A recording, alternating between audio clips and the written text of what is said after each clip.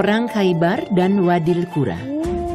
Dulu, Khaybar adalah sebuah kota besar yang memiliki benteng dan kebun-kebun sejauh 60 hingga 80 mil dari Madinah, tepatnya ke arah utara. Kini, Khaybar merupakan perkampungan yang cukup berbahaya. Latar belakang peperangan.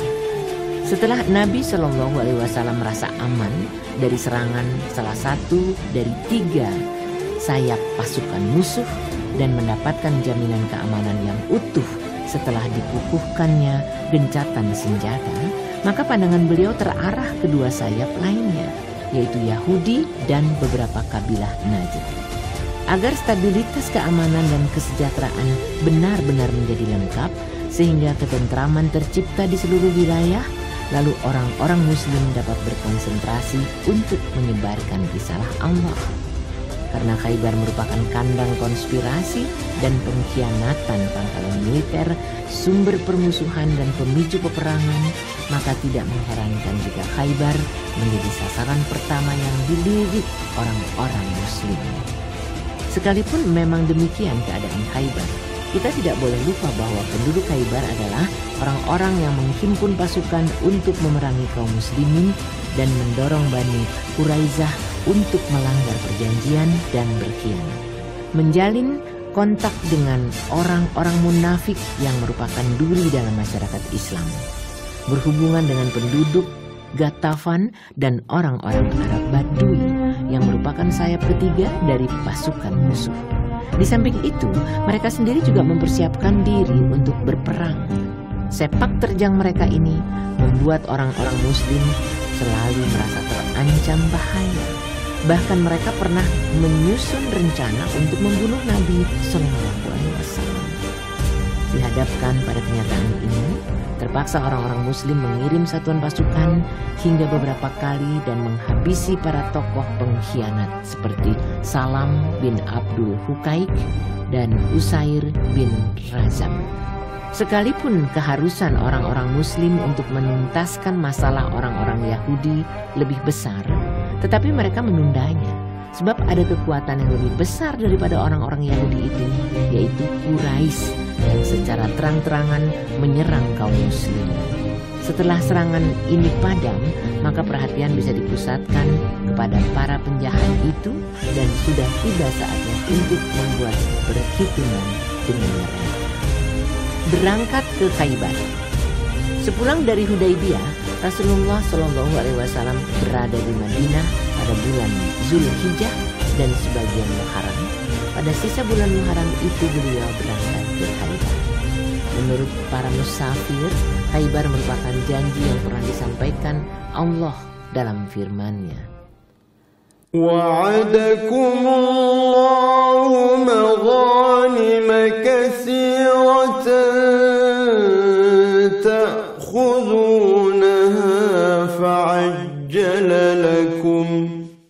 Allah menjanjikan kepada kamu harta rampasan yang banyak yang dapat kamu ambil, maka disegerakannya harta rampasan ini untukmu. Surat Al-Fat ayat 20. Maksud janji ini adalah perjanjian Hudaybiyah. Adapun harta rampasan itu adalah Khaybar. Jumlah pasukan Islam. Karena orang munafik dan mereka yang hatinya lemah tidak mau bergabung dalam peristiwa Hudaybiyah, maka Allah menurunkan perintah kepada nabinya tentang mereka. Sayaqulul mukhallafuna idza talaqtum ila maghanim lita'khudhuha dharuna nattabi'kum يريدون أن يبدلوا كلام الله قل لن تتبعونا كذلكم قال الله من قبل فسيقولون بل تحسدوننا بل كانوا لا يفقهون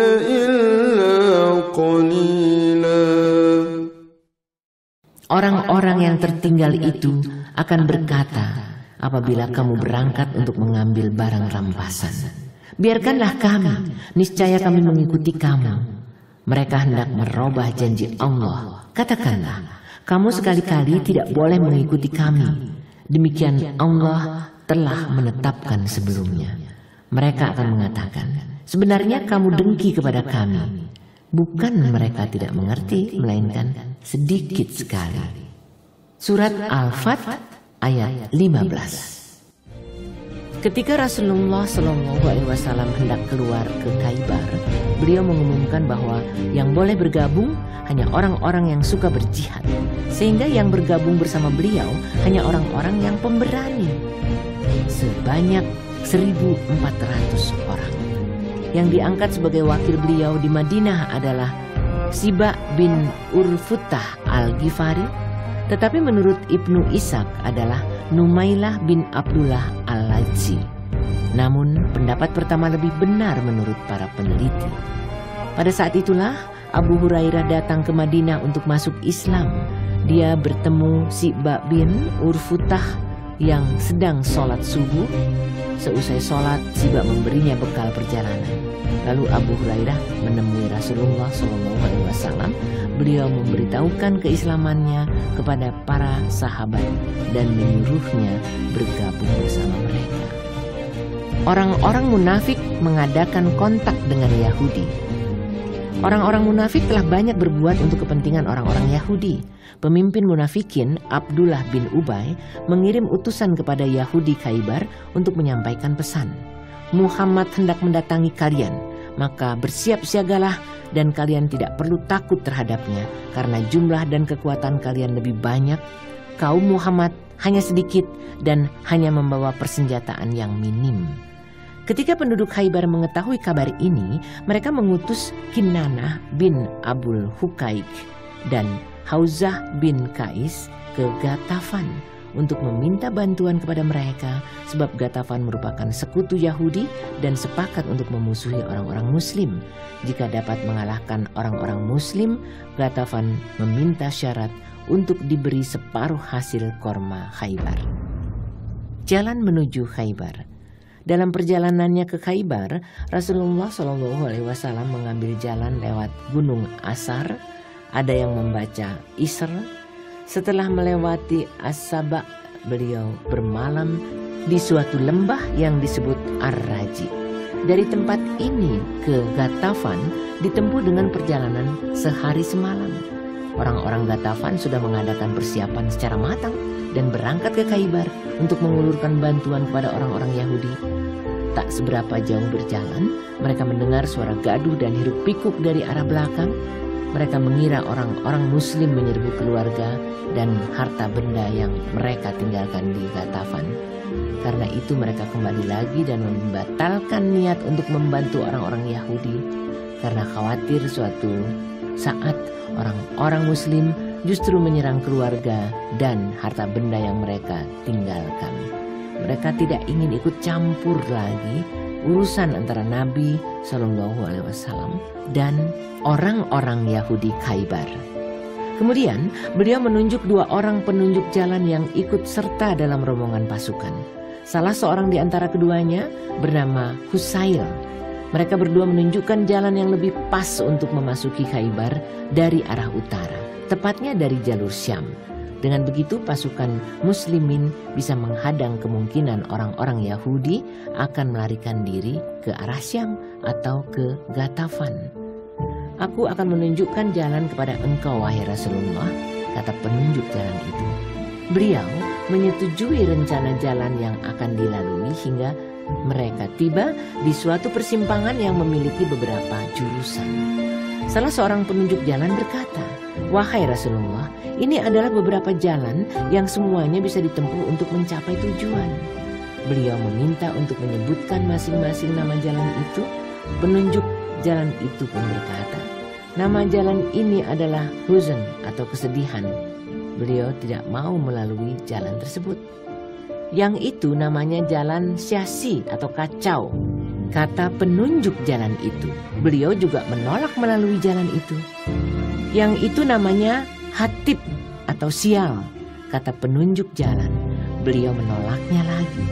Berarti tinggal satu jalan, kata Husain. Apa namanya? Tanya Umar bin Al-Khattab. Marhab atau selamat datang, jawab Husain. Akhirnya beliau menetapkan untuk melewati jalan ini. Beberapa peristiwa yang terjadi di tengah perjalanan. 1. Dari Salamah bin Al-Aqwa, dia menuturkan, kami keluar bersama Nabi SAW ke Khaybar. Kami mengadakan perjalanan pada malam hari. Ada seseorang berkata kepada Amr, wahai Amir, apakah engkau tidak mau memperdengarkan suaramu? Amir adalah seorang penyair. Karena itu dia turun lalu bergerombol dengan orang-orang dan melantunkan syair. Kalau bukan karena engkau ya Allah, kami tidak akan mendapatkan hidayah. Tidak pula sholat dan bersedekah. Ampunilah dosa kami sebagai tebusan selagi kami tegar dalam ketakwaan. Teguhkanlah pendirian kami dalam peperangan. Berikanlah kepada kami ketenteraman hati. Kami tidak ingin hidup jika musuh mengalahkan kami. Siapakah yang melantunkan syair itu? Tanya beliau. Orang-orang menjawab, Amr bin Al-Aqwa. Beliau bersabda, Allah merahmatinya. Mereka berkata, memang sudah selayaknya dia mendapatkan surga, wahai Nabi Allah, andaikan kami tidak bisa memberinya kesenangan. Orang-orang sudah hafal bahwa apabila Rasulullah SAW memintakan ampunan bagi seseorang secara khusus, pasti orang itu akan mati syahid. Dan memang begitulah yang terjadi pada perang Khaybar ini. 2. Di tengah perjalanan orang-orang menemukan suatu lembah, orang-orang bertakbir dengan suara keras. Allahu Akbar, Allahu Akbar, Allahu Akbar, La ilaha illallah. Rasulullah SAW bersabda, tenangkanlah diri kalian, karena kalian tidak berdoa kepada yang tuli dan yang jauh, tetapi kalian berdoa kepada yang maha mendengar lagi dekat. 3. Di As-Sahbah yang jaraknya tidak seberapa jauh dengan Khaybar, beliau sholat asar. Kemudian beliau meminta bekal makanan. Karena hanya sedikit, beliau disodori tepung gandum yang tak seberapa banyak jumlahnya. Setelah diolah, tepung itu menjadi banyak.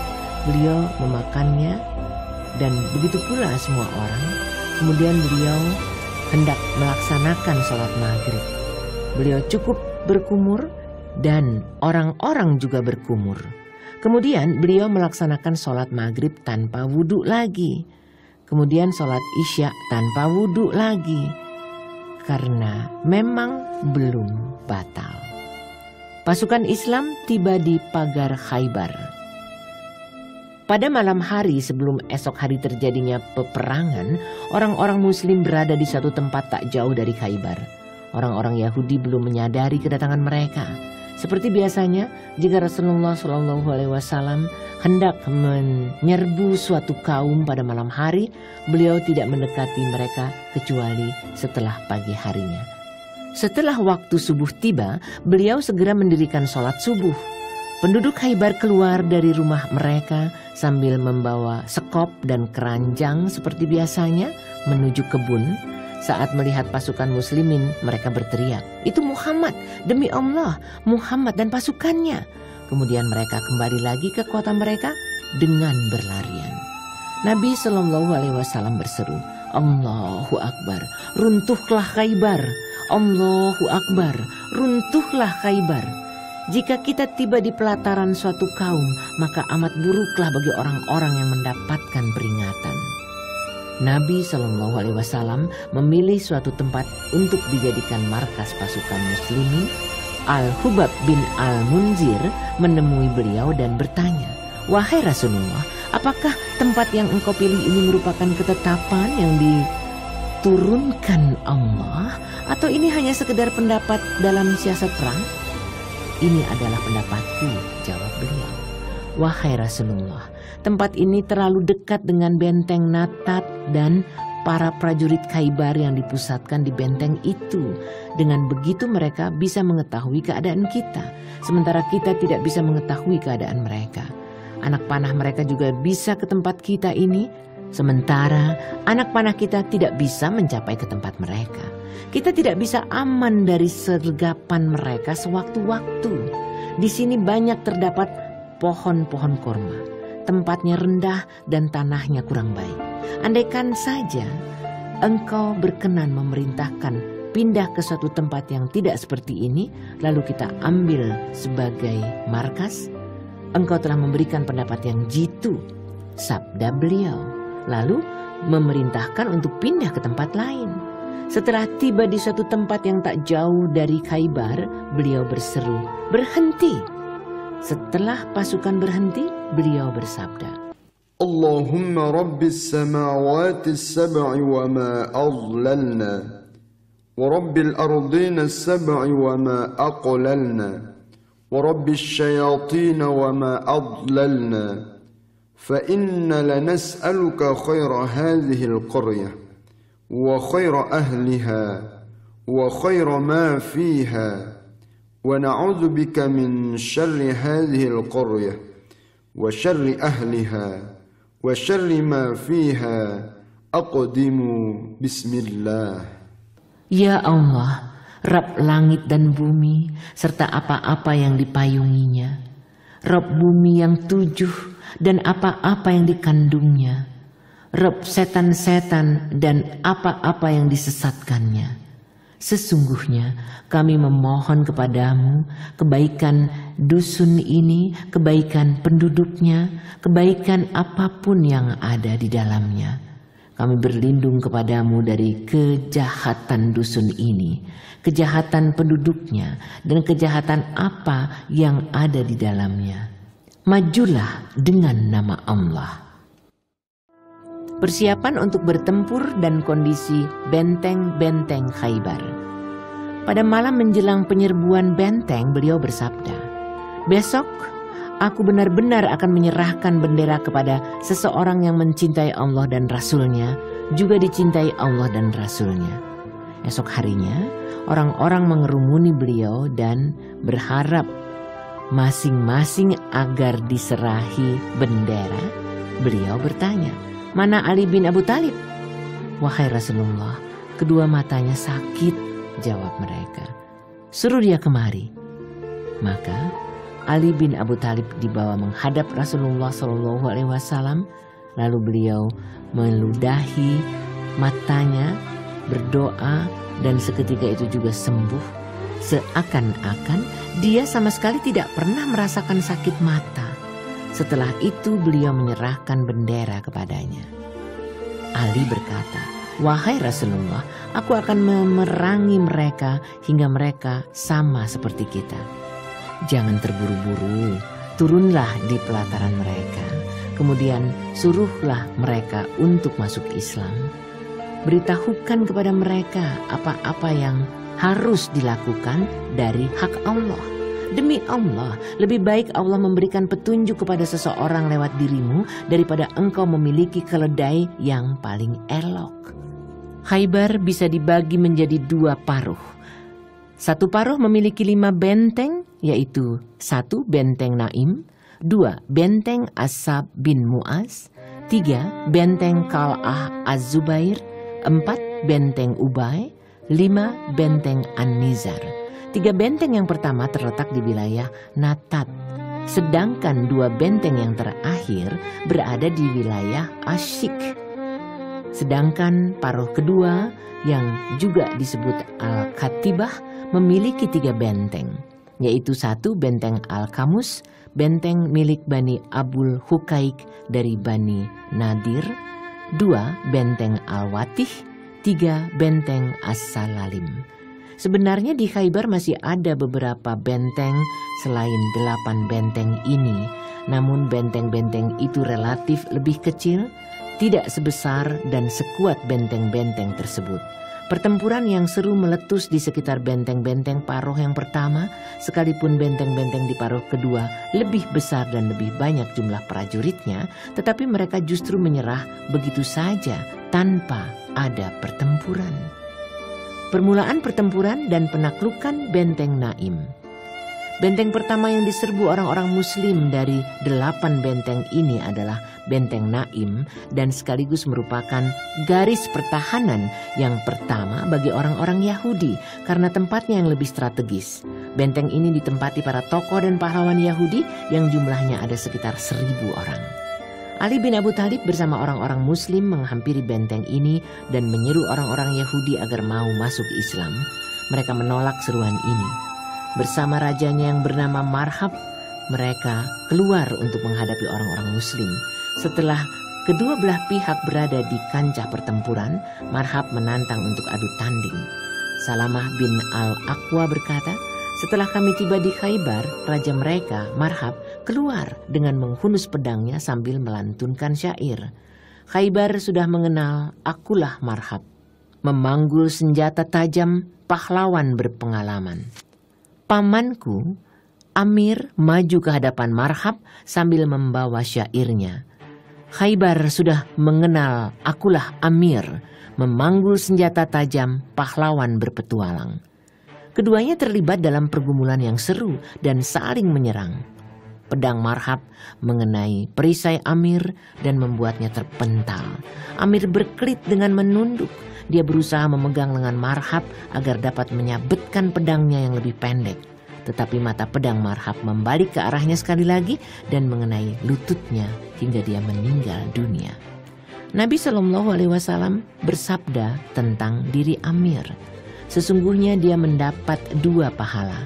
Lalu beliau menjajarkan 2 jari tangan dan bersabda lagi, "Dia telah berusaha dan telah berjuang. Tidak banyak orang Arab yang berjalan seperti dia." Marhab tampil lagi untuk menantang adu tanding sekali lagi sambil melantunkan syair yang dia lantunkan sebelumnya. Ali bin Abi Thalib maju ke depan untuk menghadapinya sambil membalas syair yang dilantunkan Marhab. "Akulah yang dijuluki ibuku sebagai perusak, laksana serigala hutan yang dipandang pun tak sedap."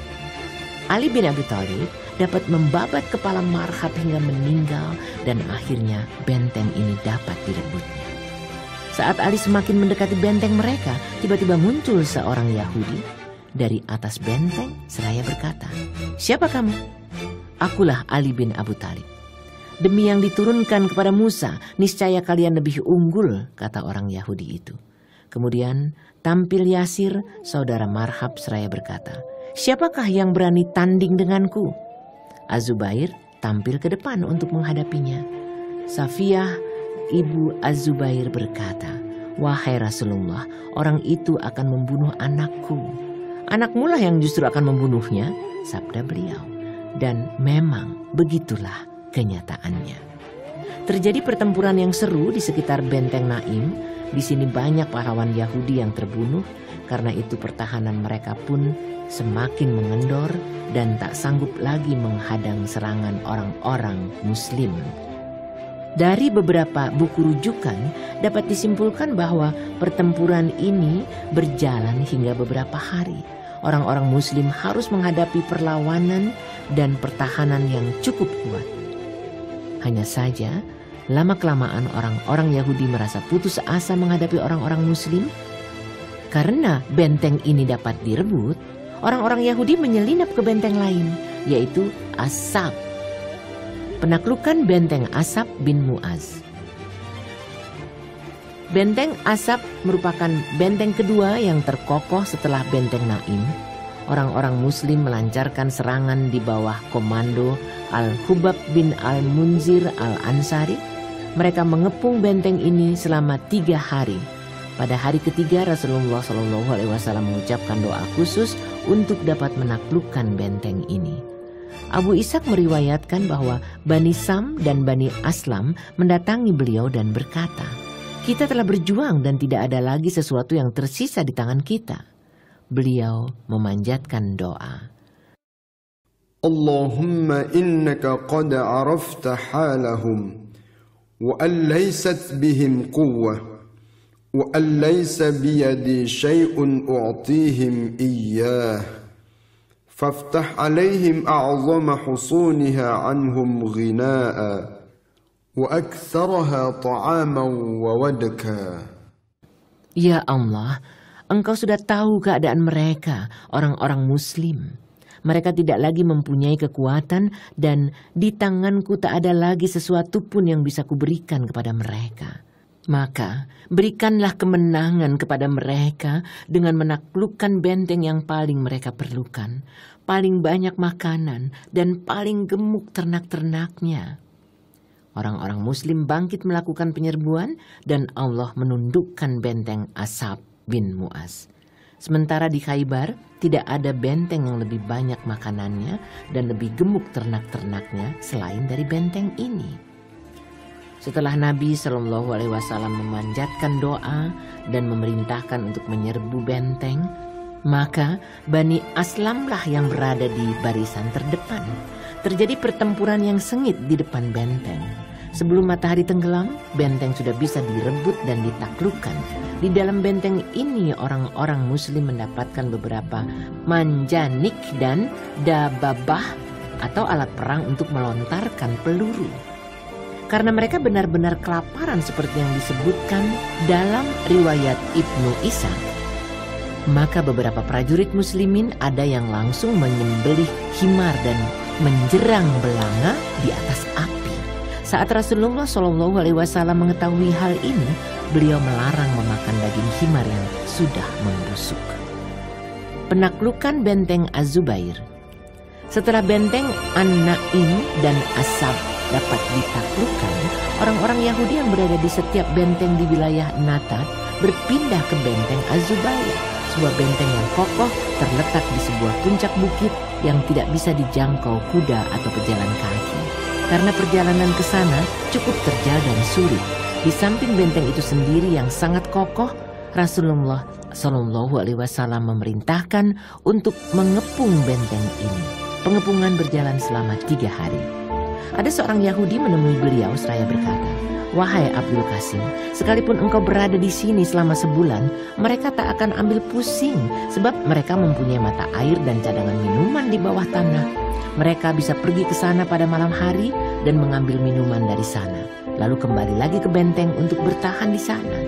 Jika engkau hendak memotong jalan mereka ke mata air, tentu mereka akan keluar untuk berhadapan denganmu." Maka beliau memutuskan untuk menghadang jalan ke mata air ini. Karena itu orang-orang Yahudi keluar bertempur hebat untuk mempertahankan mata air itu. Dalam pertempuran ini ada seorang Muslim yang menjadi korban, sedangkan dari pihak Yahudi ada 10 orang. Tak lama kemudian beliau dapat menaklukkan benteng ini. Penaklukan benteng Ubay. Setelah benteng Az-Zubair dapat direbut dan ditaklukkan, orang-orang Yahudi berpindah ke benteng Ubay dan bertahan di sana. Beliau memerintahkan orang-orang Muslim untuk mengepungnya. Satu persatu para pahlawan Yahudi menantang adu tanding yang semuanya dapat dibinasakan orang-orang Muslim yang meladeninya. Yang dapat membinasakan pahlawan Yahudi giliran kedua adalah seorang pahlawan Muslim yang terkenal, yaitu Abu Dujanah Simak bin Kharasan, pemilik ikat kepala berwarna merah. Setelah dapat membunuh tokoh Yahudi yang menjadi lawannya dalam perang tanding, dia segera menyelinap ke benteng di atas bukit bersama beberapa prajurit Muslim. Terjadi pertempuran yang seru di dalam benteng untuk beberapa saat yang membuat orang-orang Yahudi keluar dari benteng dan berpindah ke benteng An-Nizar, benteng terakhir dari paruh pertama. Penaklukan benteng An-Nizar. Benteng ini merupakan benteng yang paling kokoh dalam paruh pertama. Orang-orang Yahudi sudah merasa yakin bahwa orang-orang Muslim tidak akan sanggup menyelinap ke dalam benteng ini, sekalipun mereka mengerahkan segala kemampuannya. Oleh karena itu, para wanita dan anak-anak ditempatkan di dalam benteng ini setelah benteng-benteng yang lain tidak dapat dipertahankan. Orang-orang Muslim memutuskan untuk mengepung benteng ini secara ketat. Mereka melakukan tekanan sedemikian rupa secara keras, mengingat benteng ini terletak di atas sebuah bukit yang cukup tinggi. Praktis tidak ada jalan yang bisa ditempuh untuk menyelinap ke dalam benteng. Sementara itu, orang-orang Yahudi tentu tidak akan berani keluar dari benteng untuk berhadapan langsung dengan kekuatan orang-orang Muslim. Sekalipun begitu, orang-orang Yahudi tetap melancarkan serangan ke arah orang-orang Muslim dengan melepaskan anak-anak panah dan melontarkan peluru batu. Karena dirasa benteng An-Nizar ini terlalu kuat bagi kekuatan orang-orang Muslim, maka Rasulullah SAW memerintahkan untuk memasang manjanik. Pasukan Muslimin mulai melancarkan peluru-peluru batu sehingga bisa merusak sebagian dinding benteng. Dari dinding yang sudah jebol inilah orang-orang Muslim masuk ke dalam benteng. Karena itu terjadi pertempuran yang seru di dalam benteng. Orang-orang Yahudi mengalami kekalahan secara telak karena mereka sudah tidak memiliki jalan untuk menyelinap dari benteng ini seperti yang mereka lakukan ketika masih bertahan di benteng-benteng lain sebelumnya. Karena itu, sebisa mungkin mereka melarikan diri bagi yang bisa melarikan diri dan meninggalkan para wanita dan anak-anak menjadi tawanan orang-orang Muslim. Dengan ditaklukkannya benteng yang kokoh ini, maka tuntaslah sudah penaklukan seluruh benteng Khaybar dalam paruh pertama yang berada di wilayah Natab dan Asyik. Sebenarnya masih ada benteng-benteng lain yang lebih kecil, tetapi dengan takluknya benteng An-Nizar ini, benteng-benteng lain yang kecil langsung ditinggalkan begitu saja. Setelah itu mereka melarikan diri ke benteng paruh kedua di Khaybar. Penaklukan paruh kedua dari Khaybar. Setelah wilayah Natab dan Asyik dapat ditaklukkan, Rasulullah SAW mengalihkan sasaran ke benteng Al-Watith, As-Salalim dan Abul Hukaik dari Bani Nadir.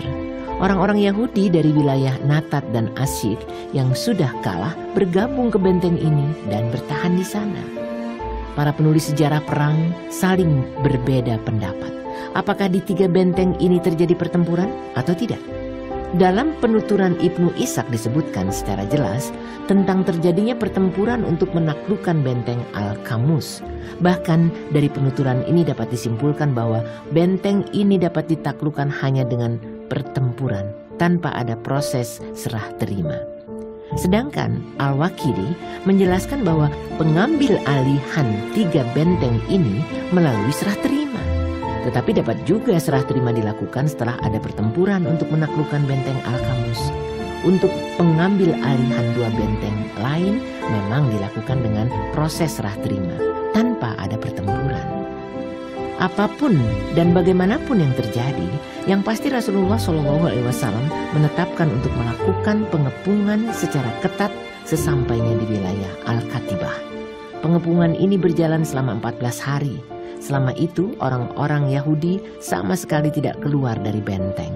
Setelah beliau menyiapkan manjanik dan orang-orang Yahudi yakin akan kekalahannya, mereka pun menawarkan jalan damai kepada beliau. Perundingan. Ibnu Abul Hukaik mengirim utusan untuk menyampaikan pesannya, "Aku akan turun untuk berunding denganmu." Beliau menjawab, "Bisa." Maka Ibnu Abil Hukaik turun dari benteng dan menawarkan suatu perundingan dengan orang-orang Yahudi yang ada di dalam benteng tidak dibunuh. Anak-anak tidak ditawan. Mereka siap meninggalkan Khaybar dengan segenap keluarga, menyerahkan semua harta kekayaan Khaybar, tanah, emas, perak, kuda, dan himar, baju perang, kecuali pakaian-pakaian yang dikenakan. Rasulullah SAW bersabda, "Aku juga membebaskan kalian dari perlindungan Allah dan Rasul-Nya apabila kalian menyembunyikan sesuatu pun dariku." Mereka menyetujui perundingan ini dan mengukuhkannya. Dengan begitu selesailah sudah penyerahan semua benteng pada orang-orang Muslim, sehingga selesai pula penaklukan Khaybar. Terbunuhnya 2 anak Abil Hukaik karena melanggar perjanjian. Sekalipun anak Abil Hukaik sudah menyetujui perjanjian ini, toh dia masih menyembunyikan sejumlah harta. Dia menyembunyikan tempat-tempat minyak wangi yang berisi berbagai macam perhiasan milik Huyai bin Akhtab yang dulu dibawanya ke Khaybar ketika An-Nadir ditumpas. Ibnu Ishaq menuturkan, Rasulullah SAW menemui Kinanah bin Ar-Rabi yang menyimpan harta simpanan Bani Nadir, beliau memintanya, namun Kinanah menolak permintaan ini. Dengan alasan dia tidak mengetahui di mana harta itu disimpan. Tiba-tiba muncul salah seorang Yahudi yang berkata, "Aku tahu Kinanah mengitari bekas reruntuhan bangunan itu setiap pagi." Beliau bertanya kepada Kinanah, "Bagaimana jika aku membunuhmu? Jika ternyata harta benda itu bisa kami temukan?" "Boleh," jawab Kinanah. Maka beliau memerintahkan untuk memeriksa reruntuhan bangunan dan menggalinya. Ternyata harta benda itu memang ada di sana. Maka semua harta simpanan itu dikeluarkan dan beliau meminta sisanya yang lain. Namun Kinanah tetap membandel. Maka beliau menyerahkan Kinanah kepada Az-Zubair seraya bersabda, "Siksa dia sampai engkau dapat mengambil semua yang ada di tangannya." Kemudian beliau menyerahkan kepada Muhammad bin Maslamah. Lalu dia memenggal leher Kinanah hingga meninggal. Sebagai pembalasan atas meninggalnya Mahmud bin Maslamah yang terbunuh di bawah dinding benteng Naim setelah ditumpuk batu penggiling dari atas. Karena saat itu Mahmud sedang berteduh di pinggir benteng itu. Ibnul Qayyim menyebutkan bahwa peristiwa Rasulullah SAW memerintahkan untuk membunuh dua anak Abul Huqaiq setelah diketahui keduanya menyimpan harta benda yang semestinya diserahkan kepada beliau. Beliau menahan Safiyah binti Huyai bin Akhtab yang saat itu baru saja melangsungkan pernikahan dengan Kinanah bin Abdul Huqaiq. Pembagian harta rampasan. Rasulullah SAW menginginkan agar orang-orang Yahudi hengkang dari Khaybar. Tetapi mereka berkata, "Wahai Muhammad, berilah kami kesempatan untuk tetap berada di tanah ini agar kami bisa mengolah dan menanganinya. Kami lebih berpengalaman daripada kalian."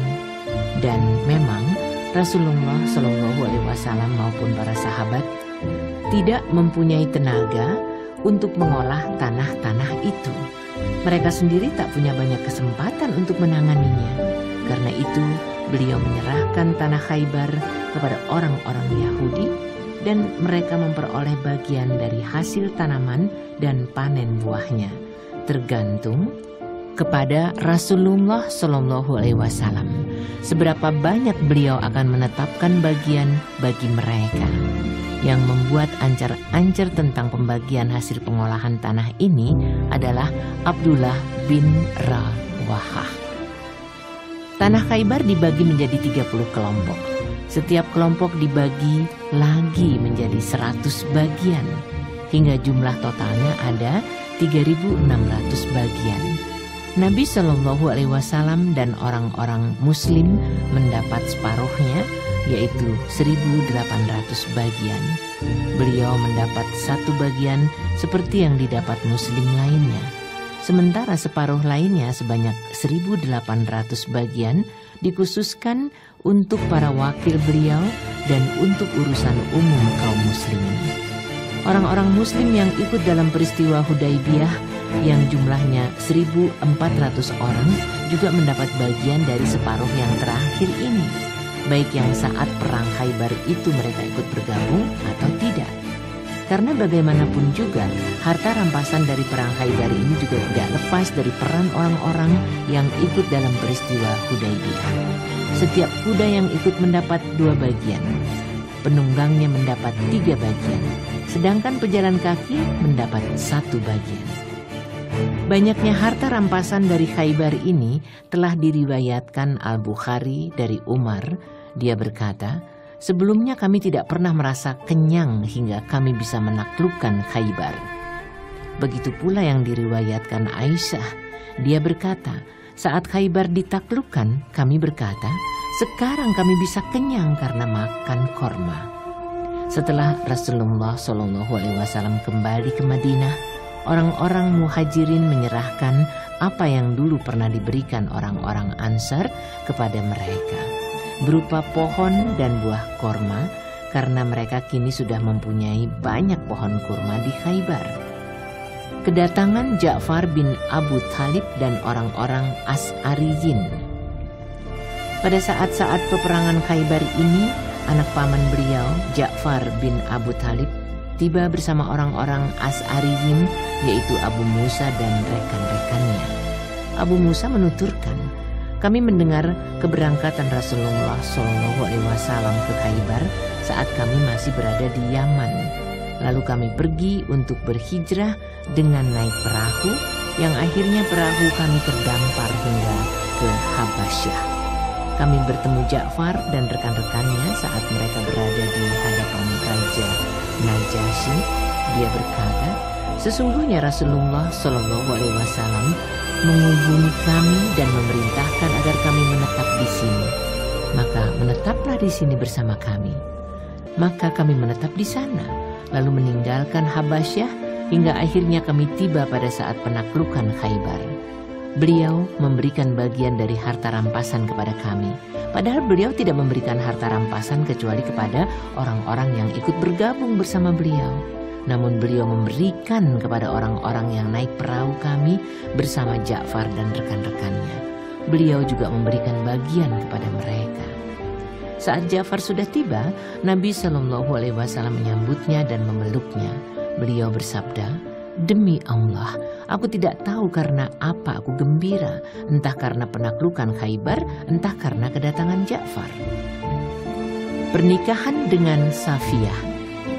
Seperti yang sudah disebutkan tadi, Safiyah dikumpulkan bersama para tawanan setelah suaminya Kinanah bin Abul Huqaiq dibunuh karena berkhianat. Setelah semua tawanan dikumpulkan, muncul Dilyah bin Khalifah Al-Kabi seraya berkata, wahai Nabi Allah, berikan kepadaku seorang tawanan wanita. Beliau bersabda, pergilah dan ambillah. Setelah dia memilih Safiyah binti Huyai, ada seorang menemui Nabi SAW seraya berkata, wahai Nabi Allah, apakah engkau menyerahkan Safiyah binti Huyai, putri pemimpin Quraisyah dan Bani Nadir kepada Dihyah? Safiyah hanya pantas milik engkau. Kalau begitu panggil dia bersama Safiyah, sabda beliau. Setelah Safiyah binti Huyai dihadirkan, beliau memandang dirinya lalu bersabda kepada Dihyah, ambil tawanan wanita selainnya. Beliau menawarkan kepada Safiyah agar masuk Islam dan dia pun memenuhinya. Setelah memerdekakannya, beliau menikahinya.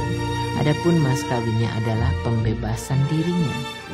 Setiba di As-Sahba, dalam perjalanan ke Madinah, Ummu Sulaim merias Safiyah dan malam itu menjadi miliknya bersama beliau dan merupakan malam pembantunya. Untuk acara walimah dihidangkan kurma, makanan dari tepung dan keju. Beliau berada di sana selama 3 hari. Pada saat-saat itu beliau melihat ada bilur-bilur warna biru membekas di wajah Safiyah. Beliau bertanya, ada apa ini? Safiyah menjawab, wahai Rasulullah, sebelum engkau mendatangi kami, aku bermimpi melihat bulan seakan-akan terlepas dari tempatnya dan jatuh di bilikku. Tidak, demi Allah, aku tidak menyebut-nyebut diri engkau sedikit pun.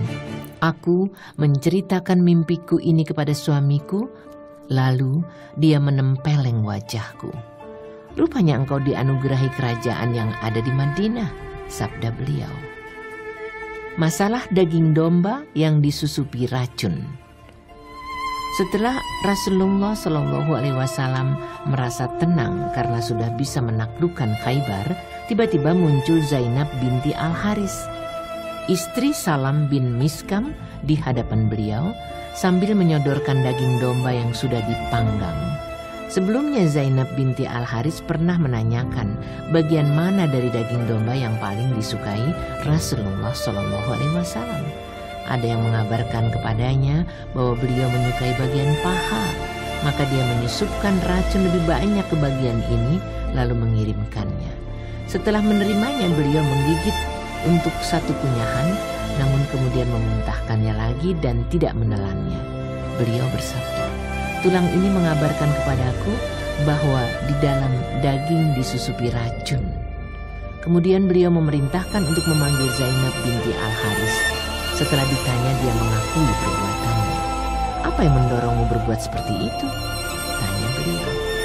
Dia menjawab, Aku pernah berkata sendiri, kalau memang Muhammad seorang raja, maka aku ingin menghabisinya. Jika dia seorang nabi, tentu akan ada pemberitahuan kepadanya. Setelah itu beliau meninggalkan wanita itu. Sementara saat itu ada Bisir bin Al-Bara bin Ma'rur yang juga mengambil daging tersebut, mengunyah dan menelannya hingga dia meninggal karenanya. Ada beberapa riwayat yang berbeda, apakah wanita itu dilepas begitu saja atau dibunuh. Namun kemudian banyak yang sepakat bahwa memang wanita itu dilepas pada awal mulanya. Tetapi setelah Bisir meninggal gara-gara memakan daging itu, maka wanita tersebut dibunuh sebagai qisas. Korban di kedua belah pihak. Jumlah orang muslim yang mati syahid dalam perang Khaybar ada 16 orang. Dengan rincian 4 orang dari keturunan Quraisy, 1 orang Asija, 1 orang dari Aslam, 1 orang dari penduduk Khaybar dan sisanya dari Ansar. Namun ada yang berpendapat jumlah korban dari orang-orang muslimin ada 18 orang. Al-Mansur Furi menyebutkan 19 orang. Dia berkata, namun setelah kuteliti lebih lanjut, aku bisa mendapatkan 23 nama. 1 nama di antaranya disebutkan At-Tabari, 1 orang disebutkan Al-Waqidi, 1 orang karena makan daging domba yang disusupi racun, dan 1 orang lagi diperselisihkan apakah dia meninggal di perang Badar ataukah di perang Khaybar. Tapi yang benar, yang terakhir ini meninggal di perang Badar. Sedangkan di pihak Yahudi ada 73 orang. Fada. Setelah tiba di Khaybar, Rasulullah SAW langsung mengutus Muhaisah bin Mas'ud untuk menemui orang-orang Yahudi Fada dan menyeru mereka agar masuk Islam. Namun mereka menunda jawaban. Setelah Khaybar dapat ditaklukkan, Allah menyusupkan ketakutan ke dalam hati penduduk Fada. Lalu mereka mengirim utusan kepada beliau untuk mengadakan perjanjian. Intinya, mereka sanggup menyerahkan separuh hasil Fadak seperti kesediaan penduduk Khaybar. Beliau menerima tawaran mereka ini. Hasil pembagian dari Fadak ini murni bagi Rasulullah SAW karena orang-orang Muslim sama sekali tidak mengerahkan pasukan kuda atau pejalan kaki di sana. Wadil Qura. Setelah urusan Khaybar selesai, Rasulullah SAW mengalihkan sasaran ke Wadil Qura. Di sana ada segolongan orang-orang Yahudi yang hidup bersama segolongan orang-orang Arab.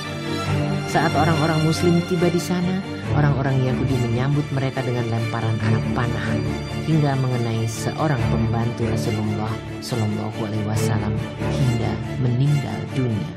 Orang-orang berkata, "Selamat atas surga yang diperolehnya."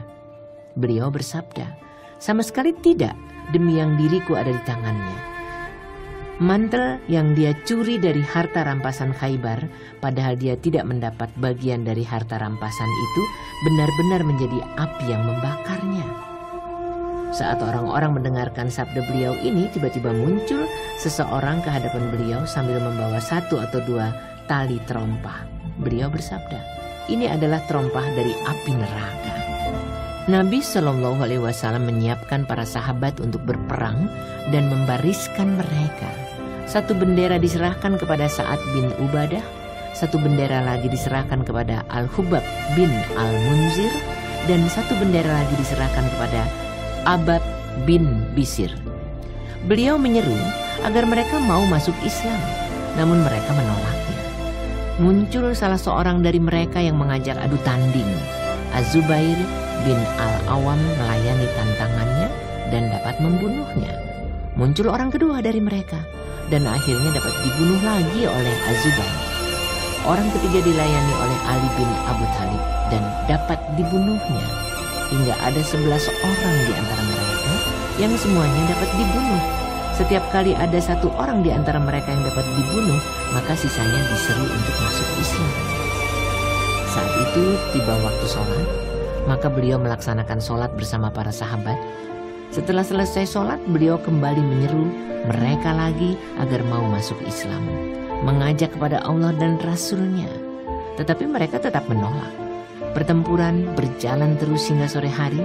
Esok paginya selagi matahari belum naik sepenggalah, mereka sudah menyerah. beliau dapat menaklukkan mereka dengan cara damai. Cukup banyak harta rampasan yang diperoleh dari mereka.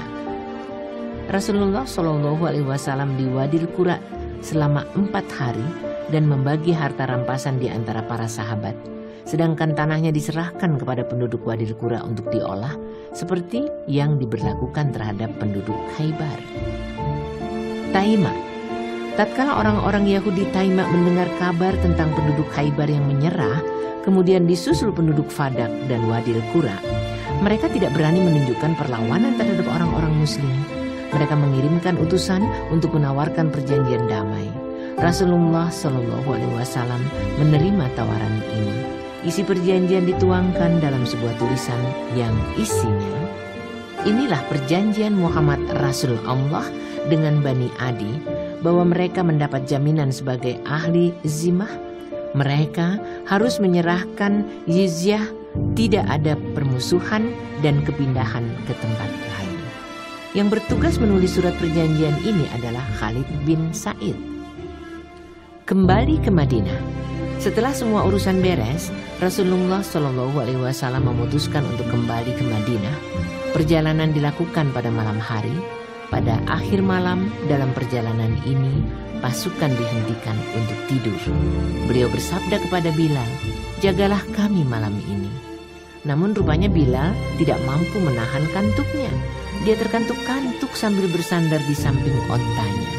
Pagi itu tak seorang pun yang terbangun hingga mereka disengat matahari. Yang pertama kali bangun adalah Rasulullah Shallallahu Alaihi Wasallam. Setelah bangun, beliau pergi ke lembah, lalu melaksanakan sholat subuh bersama orang-orang. Ada yang berpendapat kisah tentang hal ini tidak terjadi pada perjalanan kali ini. Dengan melihat uraian tentang berbagai peristiwa dalam perang Khaybar ini, maka dapat disimpulkan bahwa kepulangan Rasulullah ke Madinah dilakukan pada akhir bulan Safar atau pada bulan Rabiul Awal 7 Hijriah. Satuan Perang Aban bin Sa'id. Nabi Shallallahu Alaihi Wasallam lebih tahu dari siapapun bahwa mengosongkan Madinah setelah berakhirnya bulan-bulan suci tidak membuat hati menjadi tenang. Sebab orang-orang Badui di sekitar Madinah selalu mengintai kelengahan orang-orang Muslim, sehingga memungkinkan bagi mereka untuk merampas dan merampok. Oleh karena itu, beliau mengirim satuan pasukan ke Najd untuk menakut-nakuti orang-orang Arab Badui. Satuan pasukan ini dikomandoi Aban bin Sa'id selagi beliau masih ada di Khaybar. Aban sudah menemui beliau di sana dan sudah melaksanakan tugas yang dibebankan kepadanya. Menurut pendapat yang lebih kuat, pengiriman pasukan ini terjadi pada bulan Safar 7 Hijriah. Satuan pasukan ini disebutkan dalam Al-Bukhari. Ibnu Hajar berkata, "Aku tidak tahu keadaan pengiriman satuan pasukan ini."